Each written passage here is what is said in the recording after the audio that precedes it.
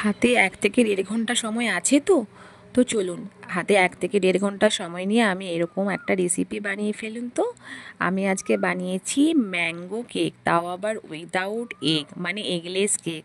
বাড়িতেই বানিয়ে নিন এরকম কেক, তাহলে বাজারের কেনার কোনো দরকারই হবে না।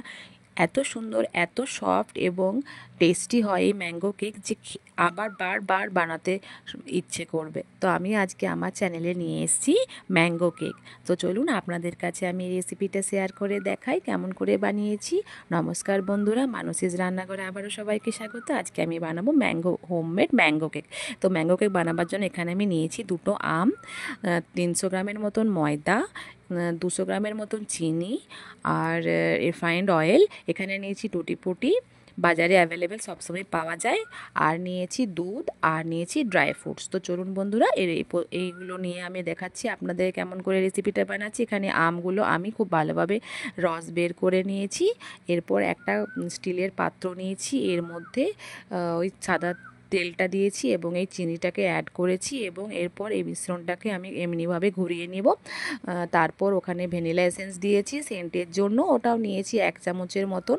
এরপর ওটাকেও ভালোভাবে মিশিয়ে নিলাম এবং এরকমভাবে আমের কাতটাকে আমি বের করেছি। আপনারা চাইলে মিক্সিতেও এটাকে ঘুরিয়ে নিতে পারেন। আমি ছাকনার সাহায্যে করেছি। ছাকনার সাহায্যে করার পর পুরো রসটা বেরিয়ে গেছে, ওপরের কাতটাকে আমি সাইডে রেখে দিলাম। এরপর ময়দাটাকে ওর সঙ্গে অ্যাড করে নিলাম এবং খুব ভালোভাবে এটাকে ঘুরিয়ে নিলাম।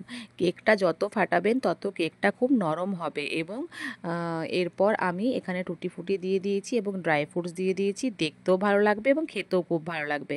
বন্ধুরা বাড়িতে অবশ্যই এরকম করে ট্রাই করে দেখবেন, গ্যারেন্টি সহকারে বলছি এতটাই টেস্টি হবে যে বারবার বানাতে ইচ্ছে করবে। আমি এখানে আবারও ভালোভাবে ওই বেকিং পাউডার 1 চামচ আর একটু এবং খাবার সোডা 1 চামচ আর একটু নিয়েছি। এরপর ওগুলো সব মিশিয়ে ভালো করে আবারও আমি ঘুরিয়ে নিলাম এবং এটাকে ভালোভাবে ফেটাতে হবে। এইরকম ব্যাটারটা রেডি হবে। দেখুন ম্যাঙ্গো দিয়েছি বলে কি সুন্দর ফ্লেভারটা এসেছে না, আমের পুরো কালারটা এসেছে। এবং এটাকে আমি 10 থেকে 15 মিনিটের মতন ফেটানোর পর 10 থেকে 15 মিনিটের পর রেস্টে রেখে দিয়েছিলাম। এরপর একটা অন্য পাত্র নিয়েছি স্টিলের, আপনারা চাইলে কেক মেকারও করতে পারেন। আমি এখানে এইরকম পাত্র নিয়েছি। এরপর আমি একটা টিস্যু রেখেছি ওপর থেকে এবং সাদা অয়েল খুব ভালোভাবে ব্রাশ করে নিতে হবে। যদি তেলটা ভালোভাবে না ব্রাশ করা হয় তাহলে কেকটা উঠবেও না এবং চারিদিকে লেগে যাবে।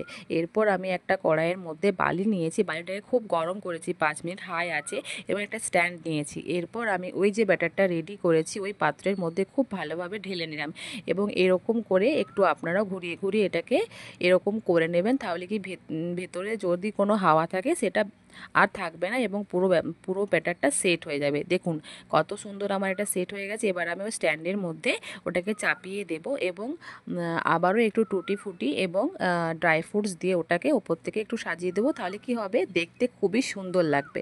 তো আমি এবার দেখুন ড্রাই ফ্রুটস আর টুটি ফুটি দিয়ে কেকটার উপরে ব্যাটারটাকে সাজিয়ে দিলাম এবং 1 ঘন্টা 10 মিনিটের মতন আমি এটাকে কুক হতে দেবো। তাও আবার একদম স্লো আছে, হাই আছে একদম করবেন না, কেকটা নিচ থেকে লেগে যাবে এবং টেস্টটা খারাপ হয়ে যাবে। একদম গ্যাস স্লো করে দেবেন। আমি 1 ঘন্টা 10 মিনিট পর ঘুরে এসে দেখলাম যে কেকটা আমার রেডি হয়েছে কিনা। এই দেখুন আমার এই কাঠিটার ওপর কোনো কিছু ব্যাটার লেগে নেই, তার মানে আমার কেক পুরোপুরি রেডি। কি সুন্দর দেখতে লাগছে না। বাড়িতে কোনো গেস্ট আসুক, চাই কাউকে কোনো গিফট দেওয়া হোক, চাই নিজেদের বাড়িতে খেতে ইচ্ছে হোক, এরকম করে বানিয়ে নিন। গ্যারেন্টি দিয়ে বলছি এত সুন্দর লাগবে খেতে যে বারবার মনে হবে আমি আবার আম দিয়ে বা এরকম নর্মালি কেকটা বানিয়ে পেলেন। কি সুন্দর লাগছে খেতে হবে, আপনারা নিজেরাই বাড়িতে বানিয়ে দেখতে পারেন। দারুণ লাগছে দেখতে, তাই না? কি সুন্দর নরম সফট, মনেই হচ্ছে না কি এটা হোমমেড কেক। তো আপনারা একবার অবশ্যই এরকম করে বাড়িতে বানিয়ে দেখবেন বন্ধুরা, খুব ভালো লাগবে খেতে। আমার এই ম্যাঙ্গো কেকটা কেমন হয়েছে অবশ্যই কমেন্ট বক্সে জানাবেন। আর আমার সমস্ত রেসিপিগুলো লাইক কমেন্ট শেয়ার করবেন আর ফলো করে পাশে থাকবেন। আর ইউটিউব থেকে দেখে থাকলে অবশ্যই সাবস্ক্রাইব করে দেবেন, নোটিফিকেশান অন রাখবেন।